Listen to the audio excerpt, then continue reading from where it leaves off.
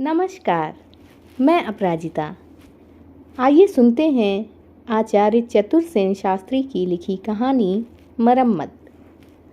दशहरे की छुट्टियों में भैया घर आ रहे हैं। उनके साथ उनके एक मित्र भी हैं। जब से यह सूचना मिली है, घर भर में आफत मची है। कल दिन भर नौकर चाकरों की कौन कहे, घर के किसी आदमी को चैन नहीं पड़ा। दीना की माँ को 4 दिन से बुखार आ रहा था, पर उस बेचारी पर भी आफत का पहाड़ टूट पड़ा। दिन भर गरीब चूल्हे पर बैठी रही। कितने पकवान बनाए गए, कितनी जिन्स तैयार की गई हैं। बाप रे, भैया न हुए, भीमसेन हुए। दुलारी उनके लिए और उनके निखट्टू दोस्त के लिए कमरा झाड़ रही है। रामू और रघु वहाँ रुमाल, तौलिए, सुराही, चाय के सेट, चादर, बिछौने और न जाने क्या क्या सरंजाम जुटाते रहे। रात भर खटखट रही। अभी दिन भी नहीं निकला और बाबूजी आंगन में खड़े गरज रहे हैं। सईस को गालियां सुनाई जा रही हैं। अभी तक गाड़ी स्टेशन पर नहीं गई। फिटिन भी जानी चाहिए और विक्टोरिया भी। कहो जी, अकेला सईस 2-2 गाड़ियां कैसे ले जाएगा? फिर भैया ऐसे कहाँ के लाट साहब हैं? एक गाड़ी क्या काफ़ी नहीं? उनके वे दोस्त भी कोई आवारागर्द मालूम देते हैं। छुट्टियों में अपने घर न जाकर पराए घर आ रहे हैं। ईश्वर जाने उनका घर है भी या नहीं। रजनी आप ही आप बड़बड़ा रही थी। सूरज निकल आया था, धूप फैल गई थी, पर वह अभी बिछौने पर ही पड़ी थी। उसके कमरे में कोई नौकर नौकरानी नहीं आई थी। इसी से वह बहुत नाराज हो गई थी। एक हल्की फिरोजी ओढ़नी उसके सुनहरे पर अस्त व्यस्त पड़ी थी। चिकने और घूंघर वाले बाल चांदी के समान मस्तक पर बिखर रहे थे। बड़ी बड़ी आँखें भरपूर नींद का सुख लूटकर लाल हो रही थीं। गुस्से से उसके होंठ संपुटित हो गए थे। भौहों में बल थे। वह पलंग पर औंधी पड़ी थी। एक मासिक पत्रिका उसके हाथ में थी। वह तकिए पर छाती रखे अनमने भाव से उसके पन्ने उलट रही थी। रजनी की माँ का नाम सुनंदा था। खूब मोटी, ताजी, गुदगुदी ठिगनी स्त्री थी। जब वे फुर्ती से काम करती तो उनका गेंद की तरह लुढ़कता शरीर एक अजब बहार दिखाता था। वह एक सुगृहिणी थी। दिन भर काम में लगी रहती थीं। उनके हाथ बेसन में भरे थे और पल्ला धरती में लटक रहा था। उन्होंने जल्दी जल्दी आकर कहा, वाह री रानी, तेरे ढंग तो खूब हैं। भैया घर में आ रहे हैं, 10 काम अटके पड़े हैं और रानी जी पलंग पर पड़ी किताब पढ़ रही हैं। उठो ज़रा, रमिया हरामजादी आज अभी तक नहीं आई। ज़रा गुसलखाने में धोती, गमछा, साबुन सब सामान ठिकाने से रख दो। भैया आकर स्नान करेंगे। उठ तो बेटी। अरे पराए घर तेरी कैसे पटेगी? रजनी ने सुनकर भी माँ की बात नहीं सुनी। वह उसी भांति चुपचाप पड़ी रही। गृहिणी जाती जाती फिर रुक गईं। उन्होंने कहा, रजनी सुनती नहीं मैं क्या कह रही हूँ? भैया। रजनी गरज उठी। भैया जब देखो भैया भैया। आ रहे हैं तो मैं क्या करूँ? छत से कूद पड़ूँ या पागल होकर बाल नोच डालूँ? भैया आ रहे हैं या गांव में शेर घुस आया है? घर भर ने जैसे धतूरा खा लिया हो। भैया आते हैं तो आए, इतनी आफत क्यों मचा रखी है? क्षण भर को गृहिणी अवाक हो रही। उन्होंने सोचा भी न था कि रजनी भैया के प्रति इतना विद्रोह रखती है। भैया तो हर बार ही पत्र में रजनी की बात पूछता है। आने पर वह अधिक देर तक उसी के पास रहता है, बातें करता है, प्यार करता है। उन्होंने क्रुद्ध दृष्टि से पुत्री की ओर देखकर कहा, भैया का आना इतना दुख रहा है रजनी? भैया का आना तो नहीं, तुम लोगों की यह हाय हाय जरूर दुख रही है। क्यों दुख रही है रे? भैया घर में आ रहे हैं तो इतनी उछल कूद क्यों हो रही है? भैया घर में आ रहे हैं तो हो नहीं। क्या मेरे 10 पाँच हैं? एक ही मेरी आंखों का तारा है। 6 महीने में आ रहा है। परदेश में क्या खाता पीता होगा कौन जाने। उसे बड़ियाँ बहुत भाती हैं। मेरे हाथ की कढ़ी बिना उसे रसोई सूनी लगती है। आलू की कचौरी का उसे बहुत शौक है। यह सब इसी से तो बना रही हूँ। फिर इस बार आ रहे हैं उसके दोस्त, रईस के बेटे होंगे, उनकी खातिर न करूं? करो फिर, मेरा सिर क्यों खाती हो? मैं सिर खाती हूँ? अरे तेरा सिर तो इन किताबों ने ही खा डाला है। माँ को ऐसे जवाब देती है। दोपहर हो गया, पलंग से नीचे पैर नहीं देती। भैया के आने से पहले माथे पर बल पड़ गए। रजनी ने वक्र दृष्टि से माँ की ओर देखकर गुस्से में आकर छाती के नीचे का तकिया दीवार में दे मारा। मासिक पत्रिका फेंक दी। उसने तीखी वाणी में कहा, मैं भी तो आई थी 6 महीने में, तब तो इतनी धूम नहीं थी। तू बेटी की जात है, बेटी बेटा क्या बराबर हैं? बराबर क्यों नहीं है? अब मैं तुझसे मुहजोरी करूं कि काम? काम करो। बेटियां पेट से थोड़ी ही पैदा होती हैं, घूरे पर से उठा कर लाई जाती हैं। उनकी प्रतिष्ठा क्या, इज्जत क्या, जीवन क्या? मर्द दुनिया में बड़ी चीज़ है, उनका सर्वत्र स्वागत है। रजनी रूठ कर शॉल को अच्छी तरह लपेटकर दूसरी ओर मुँह करके पड़ी रही। गृहिणी बकझक करती चली गई। उनका नाम था राजेंद्र और मित्र का दिलीप। दोनों मित्र एमए फाइनल में पढ़ रहे थे। 9 बजते बजते दोनों मित्रों को लेकर फिट इन द्वार पर आ लगी। घर में जो दौड़ धूप थी वह और भी बढ़ गई। पिता को प्रणाम कर राजेंद्र मित्र के साथ घर में आए। माता ने देखा तो दौड़कर ऐसे लपकी जैसे गाय बछड़े को देखकर लपकती है। अपने पुत्र को छाती से लगा अश्रुमोचन किया। मुख, सिर, पीठ पर हाथ फेरा। पत्र न भेजने के, अम्मा को भूल जाने के 2-4 उलाहने दिए। राजेंद्र ने सबके बदले में हंसकर कहा, देखो अम्मा, इस बार मैंने खूब दूध मलाई खाई है। मैं कितना तगड़ा हो आया हूँ। इस दिलीप को तो मैं यूं ही उठाकर फेंक सकता हूँ। गृहिणी ने इतनी देर बाद पुत्र के मित्र को देखा। दिलीप ने प्रणाम किया। गृहिणी ने आशीर्वाद दिया। इसके बाद उन्होंने कहा, बैठक में चलकर थोड़ा पानी पी लो, पीछे और बातें होंगी। राजेंद्र ने पूछा, वह लोमड़ी कहाँ है रजनी? वह ठहाका मारकर हंस दिया। आओ दिलीप, तुम्हें लोमड़ी दिखाऊं, कहकर उसने मित्र का हाथ खींच लिया। दोनों जीने पर चढ़ गए। गृहिणी रसोई में चली गई। राजेंद्र ने रजनी की कोठरी के द्वार पर खड़े होकर देखा, वह मुंह फुलाए कुर्सी पर बैठी है। घर के आनंद कोलाहल से उसे जो विरक्ति हो रही थी वह अभी भी उसके मुख पर थी। अब एकाएक भाई और उसके मित्र को भीतर आते देखकर उठ खड़ी हुई। उसने मुस्कुराकर भाई को प्रणाम किया। राजेंद्र ने आगे बढ़कर उसके दोनों कंधे झकझोर डाले। फिर दिलीप से कहा, दिलीप, यही हमारी लोमड़ी है। इसके सब गुण तुमको अभी मालूम नहीं।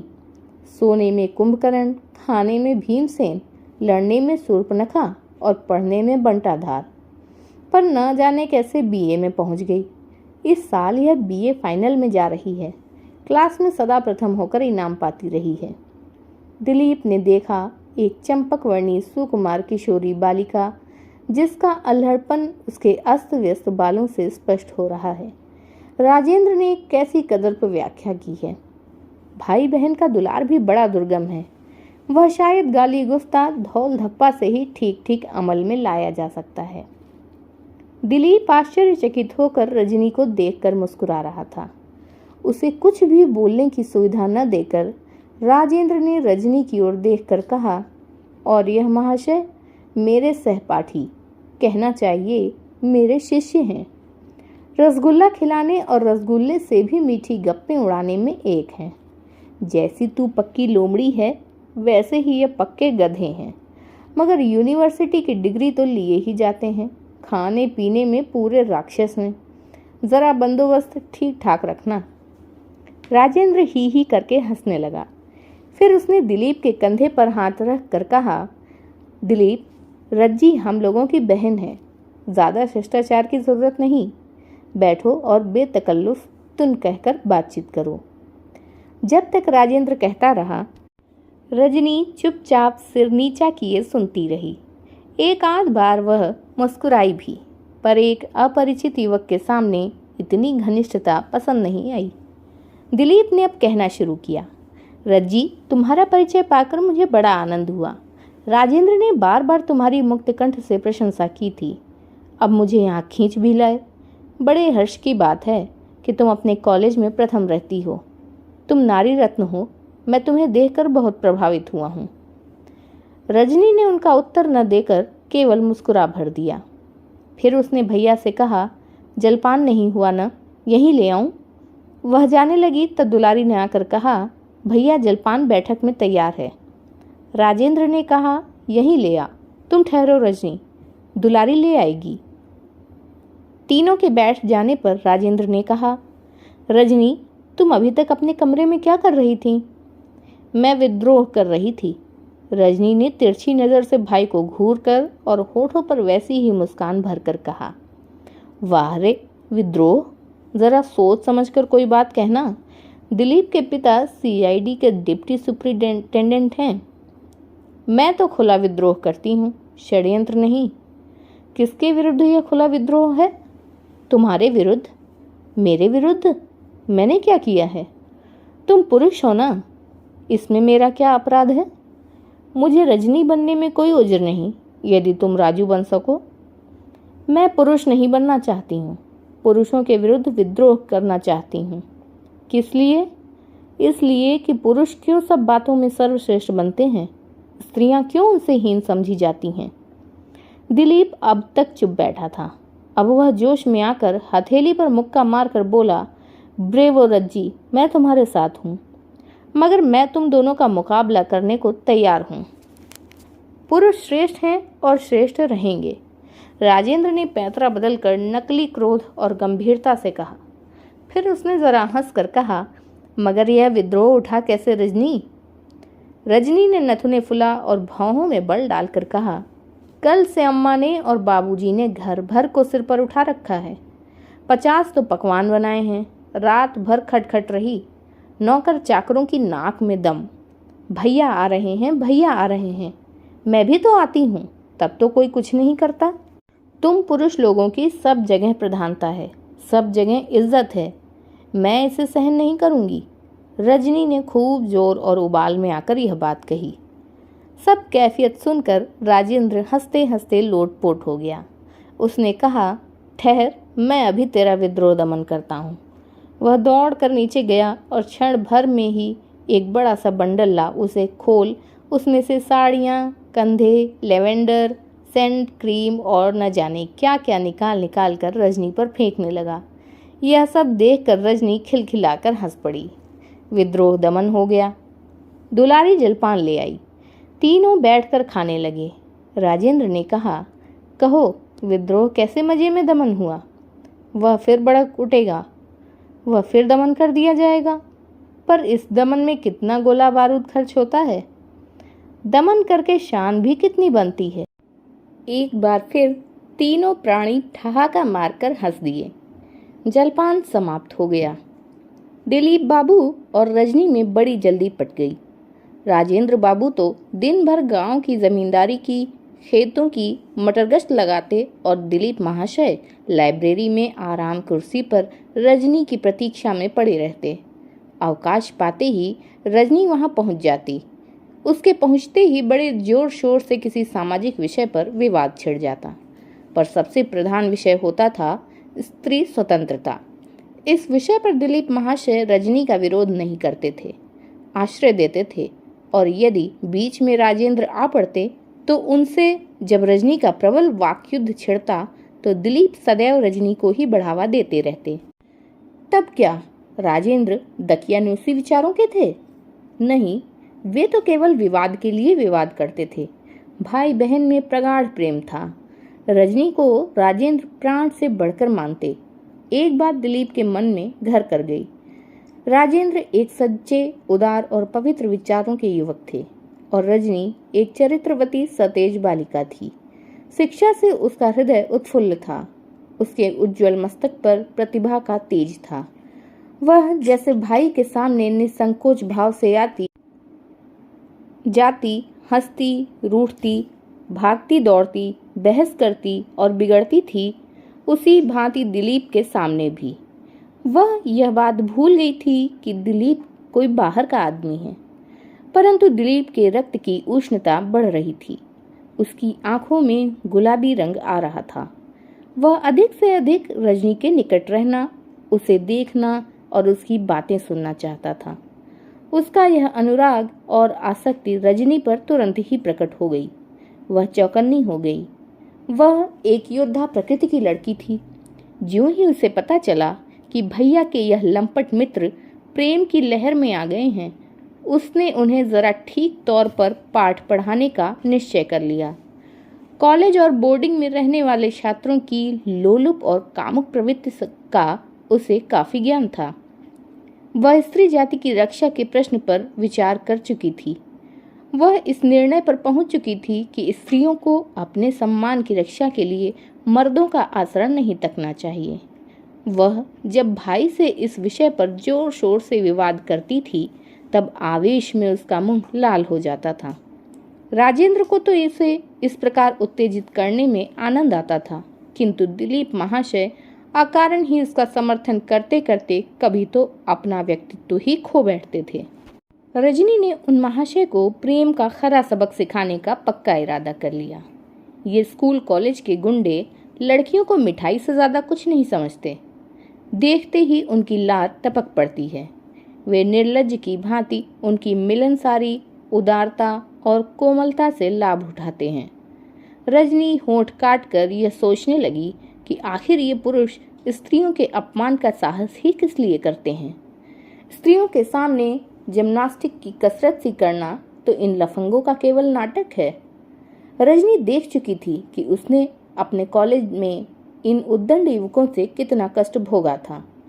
वे पीठ पीछे लड़कियों के विषय में कितनी मनमानी अपमानजनक बातें किया करते हैं। उनकी मनोवृत्तियां कितनी गंदी होती हैं। उसने पहचान लिया कि भैया के मित्र भी उसी टाइप के हैं और उनकी अच्छी तरह मरम्मत करके उनके इस टपकते हुए प्रेम को हवा कर देने की उसने प्रतिज्ञा कर ली। उसने अपनी सहायता के लिए घर की युवती दासी दुलारी को मिलाकर सब प्रोग्राम ठीक ठाक कर लिया। उस दिन राजेंद्र पिता के साथ देहात में जमींदारी के कुछ जरूरी झंझट सुलझाने गए थे। घर में गृहिणी नौकर नौकरानी ही थीं। गृहिणी पुत्री को इतना स्वतंत्र देखकर बड़बड़ाती तो थीं, पर कुछ रोक टोक नहीं करती थीं। दिलीप के साथ रजनी निसंकोच बातें करती है, बैठी रहती है, ताश खेलती है, चाय पीती है। इन सब बातों को उनका मन सहन कर गया था। वह साधारण पढ़ी लिखी स्त्री थी, पर पुत्री ने कॉलेज की शिक्षा पाई है, यह वह जानती थी, डरती भी थी। फिर रजनी सुनती किसकी थी? दिलीप को राजेंद्र ने साथ ले जाने को बहुत जिद की थी, पर वह बहाने बनाकर नहीं गया। जब वह बहाने बनाकर असमर्थता दिखा रहा था, तब रजनी उसकी ओर तिरछी दृष्टि करके मुस्कुरा रही थी।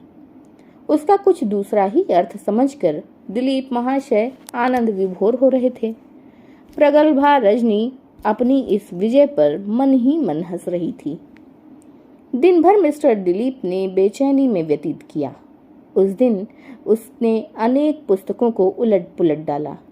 मन में उद्वेग को शमन करने और संयत रखने के लिए उन्होंने बड़ा ही प्रयास किया। अंततः उन्होंने खूब सोच समझकर रजनी को एक पत्र लिखा। रजनी उस दिन दिल जलाने को 2-4 बार उनके कमरे में घूम गई। एक आध बार वचन बाण भी मारे, मुस्कुराई भी। बिल्ली जिस प्रकार अपने शिकार को मारने से पहले खिलाती है, उसी भांति रजनी ने भी महाशय जी को खिलाना शुरू कर दिया। दुलारी बड़ी मुंहफट और ढीठ औरत थी। रजनी का संकेत पाकर वह जब तब चाहे जिस बहाने उनके कमरे में जा एक आध फुलझड़ी छोड़ आती। एक बार उसने कहा, आज कोई और नहीं है, इसलिए जीजी ने कहा है आपकी खातिरदारी का भार उन पर है, सो आप संकोच न करें। जिस चीज़ की आवश्यकता हो कहिए, मैं हाजिर करूं। जीजी का यही हुक्म है। मिस्टर दिलीप ने मुस्कुरा कर कहा, तुम्हारी जीजी इस तुच्छ परदेसी का इतना ख्याल करती हैं, इसके लिए उन्हें धन्यवाद देना। दुलारी ने हंसकर और साड़ी का छोर आगे बढ़ाकर कहा, बाबूजी, हम गंवार दासी यह बात नहीं जानती, यह तो आप ही लोग जाने। कहिए तो मैं जीजी को बुला लाऊं? आप उन्हें जो कहना हो कहिए। दिलीप हंस पड़ा। उसने कहा, तुम बड़ी सुघड़ औरत हो। दुलारी ने साहस पाकर कहा, बाबूजी, आप हमें अपने घर ले चलिए। बहू जी की खिदमत करके दिन काट दूंगी। दिलीप महाशय ने जोर से हंसकर कहा, मगर बहू रानी भी तो हों, अभी तो हम अकेले हैं। इस पर दुलारी ने कपार पर भौहें चढ़ाकर कहा, बाप रे, गजब है, आप बड़े लोग भी कैसी बुद्धि है।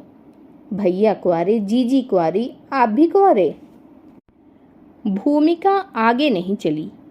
गृहिणी ने दुलारी को बुला लिया। रजनी ने सब सुना तो मुस्कुरा दिया। दोपहर की डाक आई। दुलारी ने पूछा, जीजी की कोई चिट्ठी है? दिलीप ने साहसपूर्वक मासिक पत्रिकाओं तथा चिट्ठियों के साथ अपनी चिट्ठी भी मिलाकर भेज दी और अब वह धड़कते कलेजे से परिणाम की प्रतीक्षा करने लगा।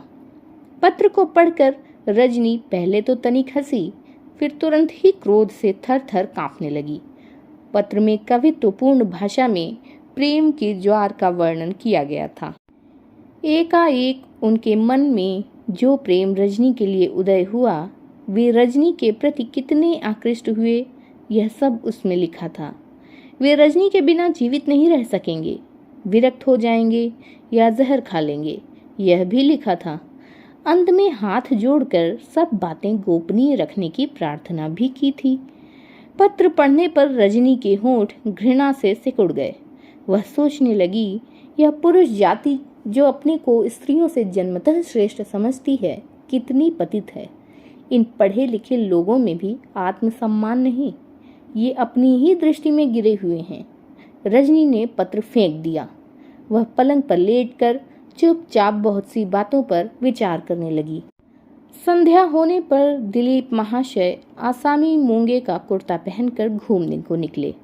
रजनी ने देखा, उनका मुंह सूख रहा है और आंखें ऊपर नहीं उठ रही हैं। वे अपराधी की भांति चुपचाप खिसक जाना चाह रहे हैं। रजनी ने पुकार कर कहा, कहाँ चले दिलीप बाबू? अभी तो बहुत धूप है, संध्या को जरा जल्दी लौटिएगा, हम लोग सिनेमा चलेंगे।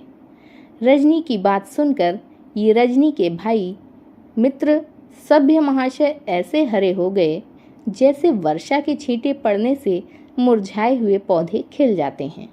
उन्होंने एक बाकी अदा से खड़े होकर ताकते हुए कुछ कहा। उसे रजनी ने सुना नहीं। वह अपना तीर फेंक कर चली गई। रजनी ने विषम साहस का काम किया। दिलीप महाशय झटपट ही लौट आए।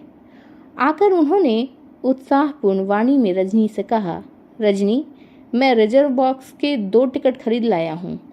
रजनी ने घृणा के बाव को दबाकर हंस दिया। भोजन के बाद रजनी और दिलीप दोनों ही सिनेमा देखने चल दिए। गृहिणी ने कुछ भी विरोध न किया। सिनेमा घर निकट ही था, अतः पैदल ही रजनी चल दी। रास्ते में बातचीत कहीं नहीं हुई।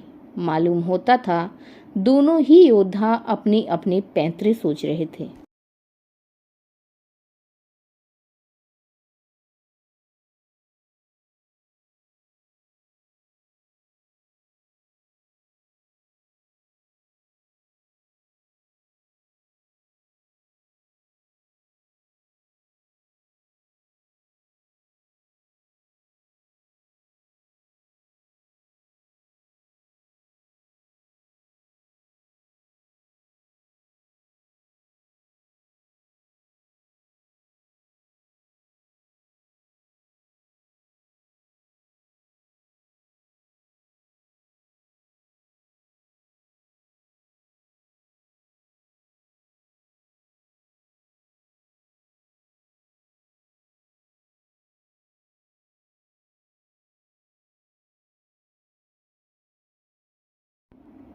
पैर लड़खड़ा रहे हैं।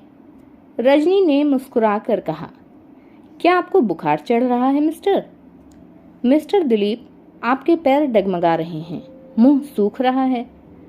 दिलीप ने बड़ी कठिनता से हंसकर कहा, नहीं नहीं, मैं तो बहुत अच्छा हूँ। अच्छी बात है, कहकर रजनी ने लंबे लंबे डग बढ़ाए। बॉक्स में बैठकर भी कुछ देर दोनों चुप रहे।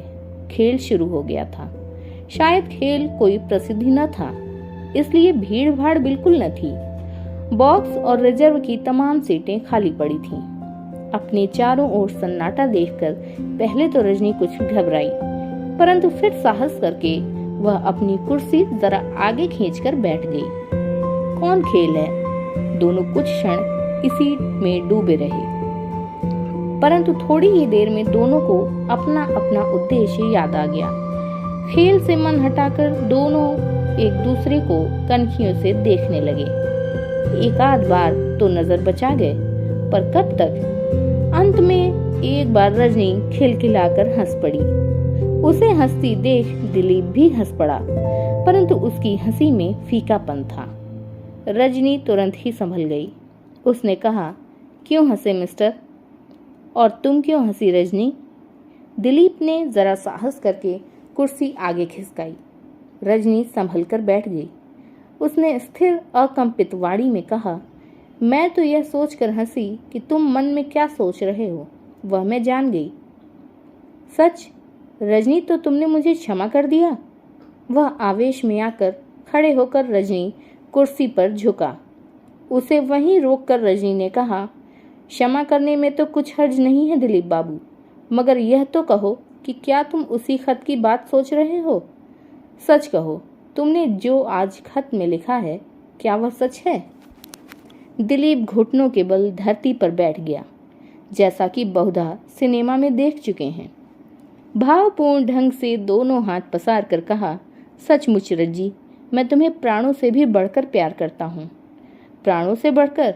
यह तो बड़े आश्चर्य की बात है। दिलीप बाबू, इस पर विश्वास करने को जी नहीं चाहता। रजनी, विश्वास करो, तुम कहो तो मैं अभी यहाँ से कूदकर अपनी जान दे दूं। इससे क्या फायदा होगा मिस्टर दिलीप? उल्टे पुलिस मुझे हत्या करने के जुर्म में गिरफ्तार कर लेगी। परंतु मुझे तो यह ताज्जुब है कि तुम 2 ही दिन में मुझे इतना प्रेम कैसे करने लगे। मैं तो पहली नजर में ही तुम पर मर मिटा था। तुमने क्या किसी और स्त्री को भी प्यार किया है? नहीं नहीं, कभी नहीं। इस जीवन में सिर्फ तुम्हें। क्यों, क्या तुम्हें कोई स्त्री मिली नहीं? तुम सी एक भी नहीं रज्जी। यह तो और भी आश्चर्य की बात है। कलकत्ते में, बनारस में, इलाहाबाद में, लखनऊ में, पटने में कहीं भी मुझसे कोई स्त्री है ही नहीं। नहीं नहीं रज्जी, तुम स्त्री रत्न हो। जापान में, चीन में, इंग्लैंड में, जर्मनी में, अमेरिका में, अरे तुम तो सब देश की स्त्रियों से वाकिफ होगे। रज्जी, तुम सब में अद्वितीय हो।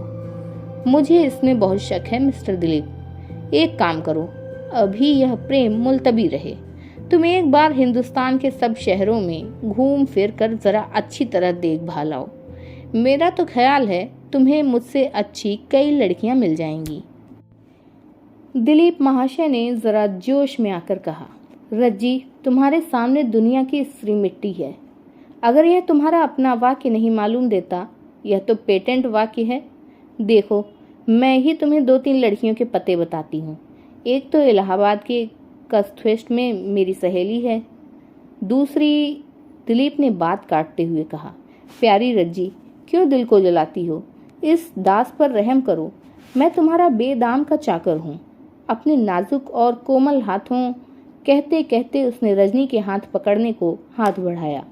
इसी बीच रजनी ने तड़ाक से एक तमाचा जो महाशय के मुंह पर जड़ा तो उजाला हो गया। पैरों की जमीन निकल गई। वह मुंह बाय वैसे ही बैठे रह गया। रजनी ने स्थिर गंभीर स्वर में कहा, मिस्टर दिलीप, मैं तुम्हारी गलती सुधारना शुरू करती हूँ। देखो, अब तो तुम समझ गए कि ये हाथ उतने नाजुक और कोमल नहीं हैं जितने तुम समझ बैठे हो। कहो, तुम्हारी आंख बची या फूटी? मैंने जरा बचाकर ही तमाचा जड़ा था। अब दूसरी गलती भी मैं सुधारती हूँ। देखो, सामने वह जो यूरोपियन लड़की बैठी है, वह मुझसे 1000 दर्जे अच्छी है या नहीं? तुम दुनिया की कहते हो, मैं तुम्हें यहीं दिखाई देती हूँ। कहो, है या नहीं?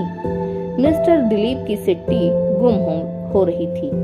वे चेष्टा करने पर भी नहीं बोल सके। रजनी ने धीमे किंतु कठोर स्वर में कहा, बोल रे अधम, वंचक, लंपट, पढ़े लिखे गधे, मेरी बात का जवाब दे, वरना अभी चिल्लाकर सब आदमियों को मैं इकट्ठा करती हूँ। दिलीप ने हाथ जोड़कर धीमे स्वर में कहा, मुझे माफ कीजिए रजनी देवी, मुझे माफ कीजिए। रजनी ने घृणा से होंठ सिकोड़ कर कहा, अरे तुम्हारा तो स्वर ही बदल गया और टोन भी। अब तुम मुझे तुम कहकर नहीं पुकारोगे, रज्जी नहीं कहोगे। बदमाश, तुम मित्र की बहन की प्रतिष्ठा नहीं रख सके। तुम जैसे जानवर किसी भले घर में जाने योग्य किसी बहू बेटी से खुलकर मिलने योग्य हो सकते हैं। रजनी ने यह कहकर दिलीप के दोनों कान पकड़कर खींच लिए और तड़ातड़ 5-7 तमाचे उसके मुंह पर रसीद करके कहा, कहो प्रेम अब कहाँ है? मुझसी लड़की कहीं दुनिया में है या नहीं? रजनी देवी, मैं आपकी शरण हूँ। अच्छा अच्छा, मगर तुम तो शायद मेरे बिना जी भी नहीं सकोगे। जाओ कुएं नदी में डूब मरो। क्या तुम भैया को मुंह दिखा सकोगे? दिलीप चुपचाप धरती पर बैठा रहा। रजनी ने लात मारकर कहा, बोल रे बदमाश बोल। दिलीप ने गिड़गिड़ा कर कहा, धीरे रजनी देवी, लोग सुन लेंगे तो यहाँ भीड़ हो जाएगी। रजनी ने कहना शुरू किया, कुछ परवाह नहीं। हाँ, तुम क्या चाहते हो कि स्त्रियों को तुम इसी प्रकार फुसलाओगे? वे या तो पर्दे में घुग्गू बनी बैठी रहें और यदि स्वाधीन वायु में जीना चाहें तो तुम्हारे जैसे सांपों से वे डसी जाएं। क्यों, भैया के साथ विवाद में तुम सदा मेरा पक्ष लेते थे, सो इसीलिए? कहो, तुम समझते हो भैया उदार हैं? नहीं जानते उन्होंने मेरी आत्मा का निर्माण किया है। यह उन्हीं का साहस था कि तुम्हें अकपट भाव से उसी भांति मेरे सम्मुख उपस्थित किया जिस भांति वे स्वयं मेरे सम्मुख आते हैं। पर तुम नीच लंपट 2 दिन में ही बहन के समान अपने मित्र की बहन से प्रेम करने लगे। कहो, तुम्हारे घर कोई बहन है या नहीं? इसी भांति तुम उसे पृथ्वी की अद्वितीय स्त्री कहते हो? दिलीप महाशय के शरीर में रक्त की गति रुक रही थी, बोल नहीं निकलता था। उन्होंने रजनी के पैर छूकर कहा, चुप रहो, कोई सुन लेगा। अरे, जब तक तुम जैसे अपवित्र लुच्चे युवक हैं, स्त्रियां कभी निर्भय नहीं हो सकती। कहो, क्या हमें संसार में हंसने बोलने घूमने फिरने आमोद प्रमोद करने की जगह ही नहीं? हम चोर की भांति लुक छिप कर, पापी की भांति मुंह ढक कर दुनिया में जिएं, और यदि जरा भी आगे बढ़ें तो तुम जैसे लफंगे उसका गलत अर्थ लगाकर अपनी वासनाएं प्रकट करें। याद रखो, स्त्रियों को निर्भय रहने के लिए तुम जैसे खतरनाक नर पशुओं का न रहना ही अच्छा है। जानते हो, जब मनुष्यों ने वनों को साफ करके सभ्यता विस्तारित की थी, तब वनचर खूंखार पशुओं का सर्वनाश कर दिया था। उनके रहते वे निर्भय नहीं रह सकते थे। समूची सभ्यता वह है जहाँ स्त्रियां निर्भय हैं। वनचर खूंखार जानवरों के रहते मनुष्य निर्भय नहीं रह सकते थे, और नगरचर गुंडों के रहते स्त्रियां निर्भय नहीं रह सकती। इसलिए मैं तुम्हारे साथ वही सलूक किया चाहती हूँ जो मनुष्य ने वनचर पशुओं के साथ किया था। इतना कहकर रजनी ने एक बड़ा सा छुरा निकाल लिया। छुरे को देखते ही दिलीप की घिघी बंध गई। वह न चिल्ला सकता था न भाग सकता था। उसकी शक्ति तो जैसे मर गई थी। उसने रजनी के पैरों में सिर डालकर मुर्दे के से स्वर में कहा, क्षमा कीजिए देवी, आप इस बार इस पशु को क्षमा कीजिए। रजनी ने धीमे गंभीर स्वर में कहा, क्षमा मैं तुम्हें कर सकती हूँ, परंतु तुम एक खतरनाक जानवर हो। जिंदा रहोगे तो जाने कितनी बहनों को खतरे में डालोगे। मैं प्रतिज्ञा करता हूँ कि जीवन में प्रत्येक स्त्री को बहन के समान समझूंगा। तुम्हारी प्रतिज्ञा पर मुझे विश्वास नहीं। मैं कसम खाता हूँ। किसकी? आपके चरणों की। धत, खबरदार, इतना साहस न करना। परमेश्वर की। नास्तिक, तुम्हारे परमेश्वर का क्या भरोसा? अपनी माता की, पिता की? नहीं, मैं नहीं विश्वास करती कि तुम माता पिता की इज्जत करते होगे। आह देवी, इतना पतित न समझो। तुम बड़े पतित हो। तब जिसकी कहो उसकी कसम खाऊं। अपने प्राणों की कसम खाओ।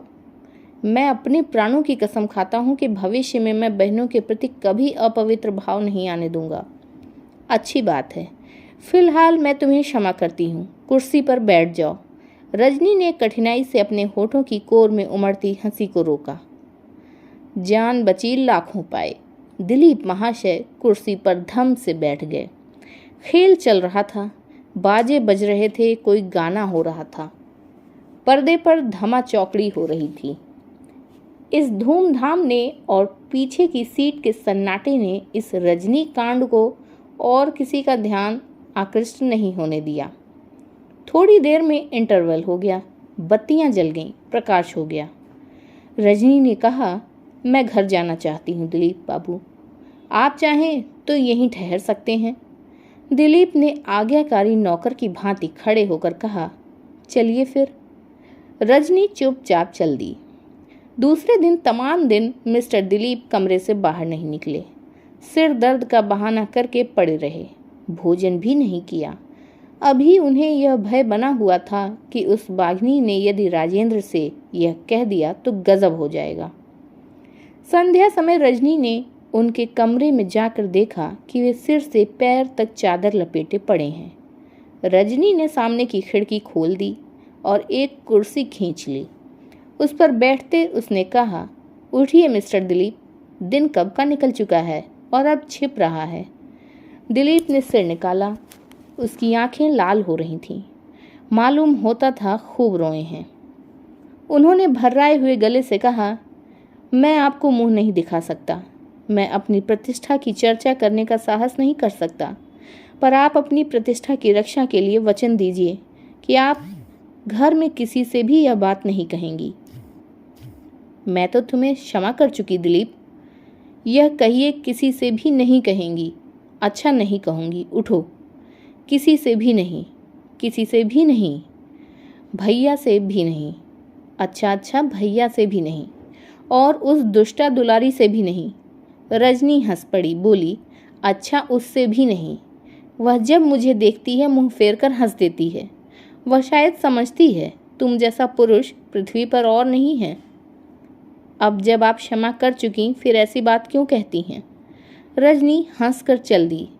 दूसरे दिन राजेंद्र ने आने पर देखा कि दिलीप अपना बोरिया बसना बांधे जाने को तैयार बैठे हैं।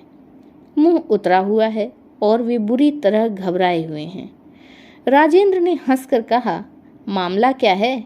बुरी तरह परेशान हो रहे हो? तार आया है, माताजी सख्त बीमार हैं, जाना पड़ रहा है। देखें कैसा तार है, अभी तो 2-4 दिन भी नहीं हुए। दिलीप तार के लिए टाल टूल करके घड़ी देखने लगे। बोले, अभी 40 मिनट हैं, गाड़ी मिल जाएगी। दिलीप के जाने की एकाएक तैयारी देखकर राजेंद्र परेशान से हो गए। उन्हें दिलीप की टाल टूल से संदेह हुआ कि शायद घर में कोई अप्रिय है। उन्होंने रजनी को बुलाकर पूछा, रजनी, दिलीप जा रहे हैं, मामला क्या है? रजनी ने आकर सिर से पैर तक दिलीप को देखकर कहा, कह नहीं सकती, दुलारी को बुलाती हूँ, उसे शायद कुछ पता हो। दिलीप ने नेत्रों में भिक्षा याचना भरकर रजनी की ओर देखा। उसने देखकर रजनी का दिल पसीज गया। उसने आगे बढ़कर कहा, क्यों जाते हो दिलीप बाबू? दिलीप की आंखें भर आईं। उसने झुककर रजनी के पैर छुए और कहा, जी संभव हुआ तो मैं फिर जल्दी ही आऊँगा। उन्होंने घड़ी निकाली और राजेंद्र से कहा, ज़रा एक तांगा तो मंगा दो। राजेंद्र ने कहा, तब जाओगे ही? वे तांगे के लिए कहने बाहर चले गए। रजनी कुछ क्षण चुप खड़ी रही। फिर उसने कहा, दिलीप बाबू, कहिए, मुझसी कोई स्त्री दुनिया में है या नहीं? दिलीप ने एक बार सिर से पैर तक रजनी को देखा, फिर कहा, अब तुम चाहे मुझे मार ही डालो, पर रजनी तुमसी औरत दुनिया में न होगी। इस बार से तुम और रजनी का घनिष्ठ संबोधन पाकर रजनी की आंखों से टप टप 2 बूंद आंसू गिर गए। वह जल्दी से वहां से घर के भीतर चली गई। तांगा आ गया, सामान रख दिया। गृहिणी के पैर छूकर ज्यों ही दिलीप बाबू ड्योढ़ी पर पहुंचे तो देखते क्या हैं कि रजनी टीके का सामान थाल में धरे रास्ता रोके खड़ी है। दिलीप और राजेंद्र रुककर रजनी की ओर देखने लगे। रजनी के पास ही दुलरिया भी अपनी गहरी लाल रंग की संतरी साड़ी पहने खड़ी थी। उसके हाथ में थाल देकर रजनी ने दिलीप के माथे पर रोली दही का टीका लगाया। चावल सिर पर बखेरे और 2-3 दाने चने चबाने को दिए। इसके बाद उसने मुट्ठी भर बताशे दिलीप के मुख में भर दिए और वह खिलखिलाकर हंस पड़ी। दिलीप हंस न सका। उसने उमड़ते हुए आंसुओं के वेग को रोककर फिर झुककर रजनी के पैर छुए। इसके बाद मनी बैग निकालकर थाल में डाल दिया। राजेंद्र ने कहा, अरे दिलीप, तुम रज्जू की इस ठग विद्या में आ गए। मुझे भी यह इसी तरह ठगा करती है। दिलीप ने कहा, बकवास मत करो, चुपचाप टिकट और तांगे के पैसे निकालो। इसी बीच दुलरिया ने जल से भरा लोटा और आगे बढ़ाकर कहा, भैया 1.25 रुपया इसमें भी तो डालो। क्षण भर के लिए दिलीप सकपका गए। उसने अपनी अंगूठी उतारकर जल पात्र में डाल दी। दुलरिया ने मृदु मंद मुस्कान होठों पर बखेर कर कहा, हमको ले चलो भैया, दुल्हन की सेवा करेंगी। दिलीप कुछ जवाब न देकर झटपट भागा और राजेंद्र का हाथ पकड़कर तांगे में जा बैठा। दुलारी ने एक बार हंसती आंखों से रजनी को देखा। वह रो रही थी। धन्यवाद। यदि यह वीडियो पसंद आया हो तो वीडियो को लाइक और चैनल को सब्सक्राइब करना न भूलें।